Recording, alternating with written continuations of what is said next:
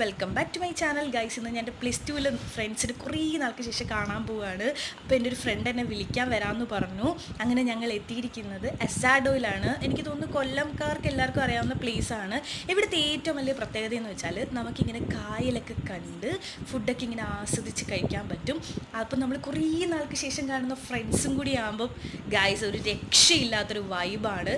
അങ്ങനെ ഭയങ്കര വിശപ്പായിരുന്നു ഞങ്ങൾ എത്തിയപ്പോഴത്തേക്ക്. അങ്ങനെ ഞങ്ങൾ മക്കിലുബ എന്ന് പറഞ്ഞിട്ടൊരു റൈസ് ഓർഡർ ചെയ്തു. നമ്മുടെ ഏകദേശം ഒരു മന്തീൻ്റെ ഒരു എന്താ പറയുക, മന്തിയുടെ അതേ ഒരു രുചിയൊക്കെ തന്നെ ആയിരുന്നു. എന്നാലും കൊള്ളാം. ഭയങ്കര വിശപ്പായിരുന്നുകൊണ്ട് എനിക്ക് വീഡിയോ എടുക്കാൻ പറ്റിയില്ല ബാക്കി ഫുഡിൻ്റെ ഒന്നും.